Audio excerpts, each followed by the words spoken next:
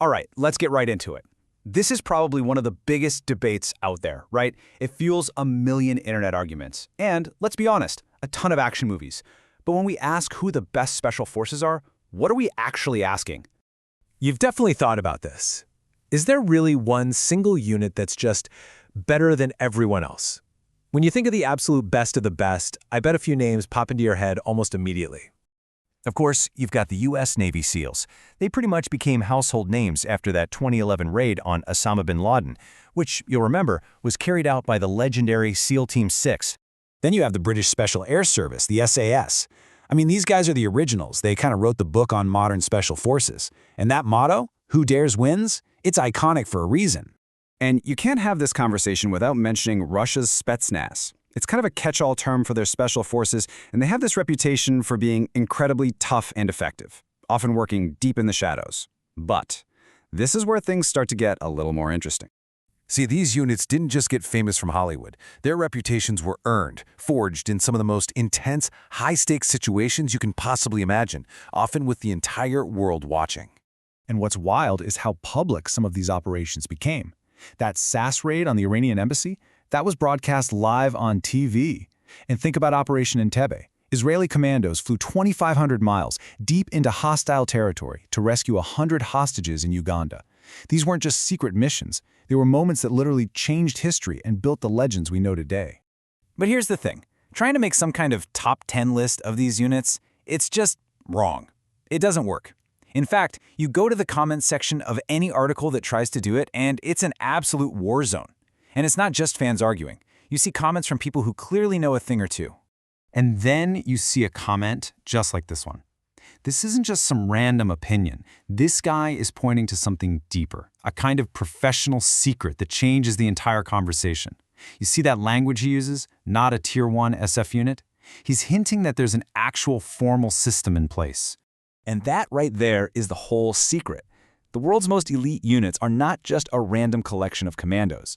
They are organized, they are funded, and they are deployed based on a really specific, structured system, a hierarchy that separates the very, very good from the absolute top of the food chain. And that system is called the tier system. This is the framework the pros use, and once you understand it, you move way beyond those silly online rankings and start to see how this world actually works. Okay, so check this out. This is the professional framework that commenter was talking about. Let's break it down. Way up at the top, you've got Tier 1. These are the Special Mission Units, or SMUs. Think Delta Force, DEVGRU. These guys are strategic assets. They answer directly to the highest levels of national command for missions that are top secret. Below them at Tier 2, you have units like the Green Berets and most Navy SEAL teams. They are the tip of the spear, for sure, doing direct action and unconventional warfare. Then Tier 3 is your elite conventional forces, like the airborne. So you see, when people argue about SEALs versus Delta, they're often comparing a Tier 2 force with a Tier 1 unit. They're not even in the same category. So that term, Special Mission Unit, or SMU, that's the one you really need to remember. Think of these operators less as soldiers and more like surgical instruments of foreign policy. They get a ridiculous amount of funding, they get access to tech that literally sounds like it's from a science fiction movie, and they are only called in when the stakes are absolutely existentially high. So what does it actually take to get into one of these units? I mean, what kind of person can even do this? Well, the path isn't really a career choice. It's more like a crucible, designed from the ground up to find the tiny fraction of people who can perform at the absolute peak of human potential. I mean, just look at the SAS selection process. It is the stuff of nightmares. It kicks off with these brutal marches in the mountains of Wales, ending with a 32-mile trek against the clock. If you somehow survive that, they drop you in the middle of the jungle to see if you can fight and live. And the final test, they simulate your capture and put you through intense psychological interrogation designed to find your breaking point. It's absolutely brutal. And the funnel to get to the very top is just impossibly small. To become a regular Navy SEAL, you have to get through BUD/S training, which washes out up to 85% of candidates. But here's the crazy part. That only gets you into a Tier 2 unit. To even have a shot at the Tier 1 DEVGRU, you then have to spend years proving you're the best of the best on multiple deployments. And what's really fascinating is that even within Tier 1, the units aren't the same. Take America's two big ones. Delta Force, the Army's unit, pulls from Rangers and Green Berets. They're looking for what they call the cognitive operator, a guy who's a brilliant individual problem solver. They're the surgical scalpel. On the other hand, DEVGRU, from the Navy, recruits from the absolute best of the SEAL teams.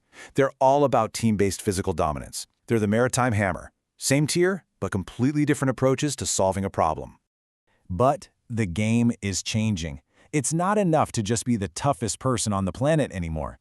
The future of Tier 1 is all about creating this cognitive warrior, a perfect blend of peak human performance and an incredible network of technology. And you can really see the shift right here. The goal of selection isn't just to see who breaks last anymore. It's becoming a science. They're trying to find people who have the psychological makeup for a long-term career at this insane level. Instructors are literally using 24/7 biometric trackers to see the difference between a candidate who's just physically gassed and one who is psychologically starting to crack. It's a whole new ballgame. And this new cognitive warrior is getting some unbelievable toys. We're talking about nano drones, smaller than your hand, that can fly into a building and give you a full layout. We're talking about night vision that fuses thermal and low light together so you can literally see through smoke. There are even systems that let you fire a laser-guided missile from the back of a regular old pickup truck. The operator is no longer just a soldier. They're the central node in a massive web of technology. Okay, so let's bring this all the way back around to that first question. Now that we understand the tiers, the tech, the training, who really is the best? Well, the answer gets a lot more complicated and, honestly, a lot more serious. At the end of the day, the best unit is just the right tool for the right job. You need to rescue hostages from a hijacked oil rig? You call DEVGRU. You need to conduct a quiet snatch and grab in a crowded city? That's a job for Delta. The framework, the system, that's what matters, not some fantasy league ranking. But we have to talk about this. This incredible level of skill and secrecy comes with a huge, huge risk. A major public inquiry is looking into extremely serious allegations of war crimes by some members of the SAS in Afghanistan.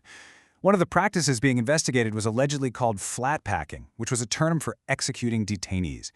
This brings up some very profound and uncomfortable questions. And that really is the final question we have to leave you with. As these units get more powerful, more technologically advanced, and operate deeper and deeper in the shadows, who is watching the watchers? How do we make sure that this immense, almost unbelievable power comes with an equal measure of accountability? That is the real conversation we need to be having.